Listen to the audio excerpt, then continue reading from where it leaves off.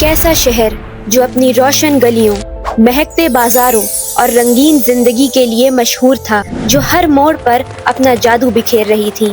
ऐसा शहर जो रोमन एम्पायर का चमकता तारा था, जहां हर दीवार, हर मंजिल एक कहानी सुनाती थी। लेकिन फिर एक दिन ऐसा आया जिसने इस शहर की तकदीर हमेशा के लिए बदल दी। जमीन कांप उठी, आसमान ने अपना सियाह पर्दा गिरा दिया। पोम्पेई एक एक कंकड़, एक एक सांस के साथ धूल, राख और मिट्टी के नीचे हमेशा के लिए दब गया।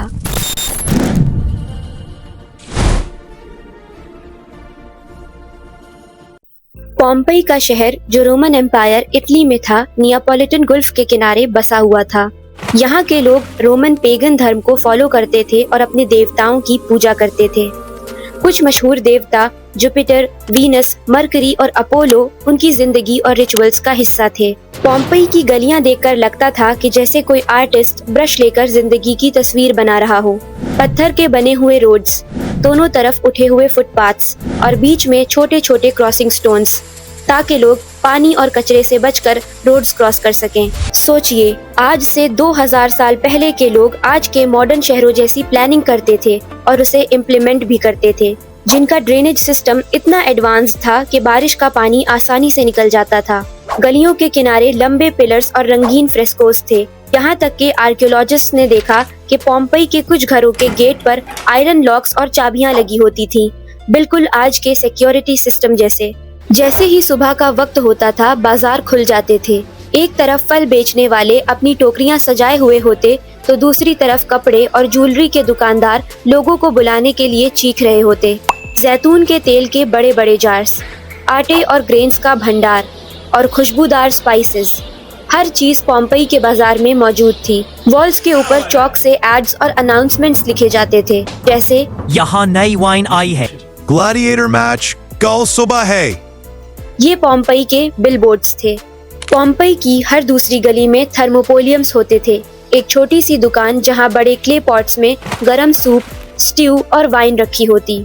लोग जाते वक्त एक बाउल लेते और साथ चलकर खाते, यानी आज के मॉडर्न टर्म में कहें तो फास्ट फूड कल्चर, जिसे पोम्पेई के लोग आज से 2000 साल पहले एंजॉय करते थे। एक्सकवेशन के दौरान एक घर में साइंटिस्ट्स को ब्रेड का टुकड़ा मिला, जिस पर बेकर का नाम स्टैम्प्ड था, बिल्कुल ब्रांडेड बेकरी की तरह। इसके अलावा कार्बोनाइज्ड ब्रेड्स, ड्राई फ्रूट्स और सी फूड के रिमेन्स भी इस सिटी में मौजूद थे। पोम्पेई के घर सिर्फ छत और दीवारों से नहीं बने थे, बल्कि एक आर्ट गैलरी जैसे थे। फ्लोर्स पे मोज़ाइक्स, वॉल्स पे फ्रेस्कोज और गार्डन्स में फाउंटेन्स होते थे। रिच फैमिलीज के कोर्टयार्ड्स में छोटे पूल्स होते, जहां लोग शाम के वक्त बैठकर हवा खाते थे। डाइनिंग हॉल्स में लैंप्स जलते और टेबल्स पर फ्रूट्स और ब्रेड सजती। घर के एक कोने में किचन होता, जहां मिट्टी के स्टोव पर खाना बनता था। और सबसे इंटरेस्टिंग बात, पोम्पेई के घरों में विंडो डिजाइन ऐसा होता था कि धूप रोज सुबह नेचुरल तरीके से रूम्स में एंटर होती थी। पोम्पेई के लोग अपनी जिंदगी मजे से गुजारते थे। यहाँ एम्फी थिएटर्स भी थे, जिनमें ग्लैडिएटर फाइट्स और कॉन्सर्ट्स होते थे। इसके अंदर 20,000 से ज्यादा लोग एक साथ बैठकर शो देखते और एंजॉय करते थे। सीट्स का अरेंजमेंट ऐसा था कि रिच फैमिलीज सबसे सामने बैठी होती और आम आवाम पीछे। एम्फी थिएटर्स की वॉल्स पर साइंटिस्ट्स को डिस्कवरी के टाइम ग्राफाइट मिले, जहां फैंस ने अपने फेवरेट ग्लैडिएटर्स के नाम लिखे हुए थे, जैसे आज हम क्रिकेटर्स के पोस्टर्स लगाते हैं। स्ट्रीट परफॉर्मर्स, म्यूजिशियंस और डांसर्स बाजार में एंटरटेनमेंट करते थे। यहाँ पर वीकेंड्स में फेस्टिवल्स और कार्निवल्स भी होते थे, जहाँ लोग नई ड्रेसेस पहनते और खुशियाँ मनाते थे। लेकिन हर शहर का एक राज होता है, और पोम्पेई भी इससे अलग नहीं था। फिर एक ऐसा दिन आया जिसका तस्वुर पोम्पेई के लोगों ने अपने सपनों में भी नहीं किया था। सूरज धीरे धीरे पोम्पेई की रंगीन गलियों और बाजारों को रोशन कर रहा था। लोग अपने रोजमर्रा के कामों में मसरूफ थे, बच्चे खेल रहे थे और मार्केट में फ्रूट्स, ब्रेड्स और स्पाइसेस की खुशबू हवा में फैल रही थी। सब कुछ नॉर्मल लग रहा था, मगर कुदरत अपनी प्लानिंग में थी। फिर लोगों ने शायद नोटिस किया कि माउंट वेसुवियस से हल्का धुआं निकल रहा है, मगर उनको समझ नहीं आया कि ये एक बड़ी तबाही का पहला साइन था। लोग अक्सर पहाड़ों से धुआं निकलता देखते थे, इसीलिए किसी ने इस बात को सीरियस नहीं लिया। धीरे धीरे जमीन हिलना शुरू हुई। छोटी छोटी जॉल्ट्स जो लोग डेली रूटीन में बिजी थे उन्होंने शायद इग्नोर कर दिया, मगर आर्टिजन्स और मर्चेंट्स जो अपने स्टॉल्स सेटअप कर रहे थे उन्होंने फील किया कि पत्थर के जार्स और पॉटरी हिल रहे हैं। बाजार में हल्की हलचल हुई। लोग सोच रहे थे कि शायद ये सिर्फ हल्के अर्थक्वेक के साइंस हैं, मगर रियलिटी और भी खतरनाक थी। इमेजिन करें, स्ट्रीट्स पे लोग अपने काम में मसरूफ हैं और उनके पीछे एक डोरमेंट माउंटेन अपनी सारी की सारी शक्तियां जमा कर रहा है। दोपहर तक धुआं गाढ़ा और ज्यादा नोटिसेबल हो गया। माउंट वेसुवियस से एक ब्लैक क्लाउड ऊपर उठ रहा था। कुछ लोग देखकर हैरान हो गए। क्या ये नॉर्मल है? लोग सोच रहे थे, मगर नेचर ने अपनी असली शक्तियां अभी तक छुपाई हुई थी।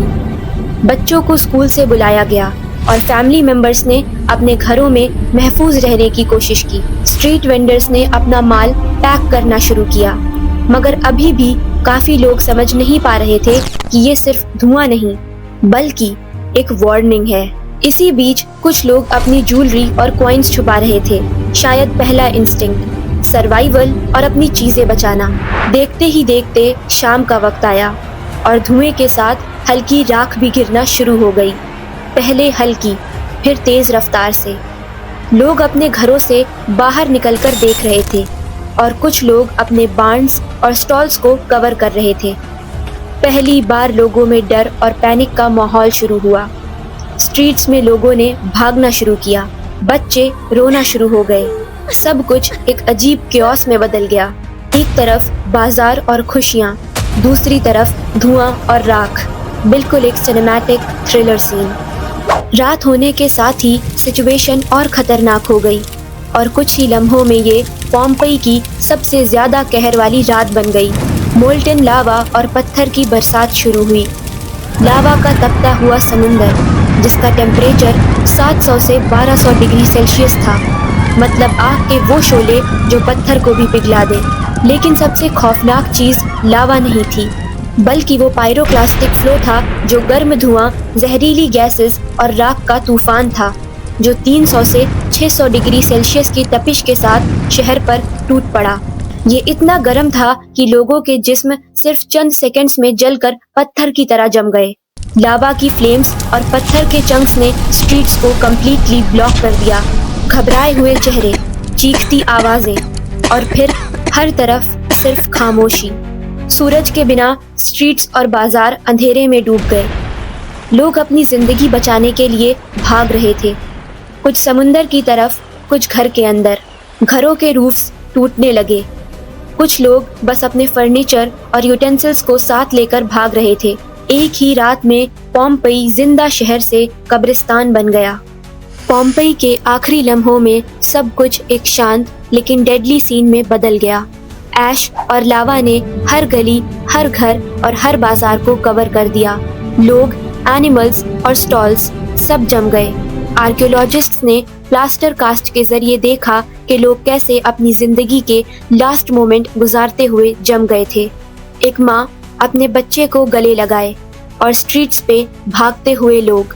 एक औरत अपने हाथ में कॉइन्स रखे हुए। एक आदमी अपनी ब्रेड और यूटेंसिल्स के साथ। ये सब हमेशा के लिए प्रिजर्व्ड हो गया, जैसे वक्त ने एक तस्वीर खींच ली हो।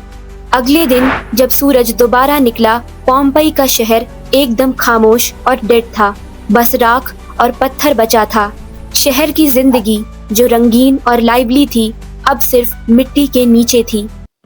ये फ्रोजन मोमेंट दुनिया को दिखाता है कि इंसान अपनी प्लानिंग और मॉडर्न लाइफस्टाइल के साथ भी कुदरत के सामने कितना छोटा है। 1700s में पोम्पेई दोबारा जमीन के नीचे से निकला। पहले तो लोग समझ नहीं पाए कि ये असल में एक शहर है, मगर जैसे जैसे एक्सकवेशन हुई वैसे वैसे दुनिया हैरान रह गई।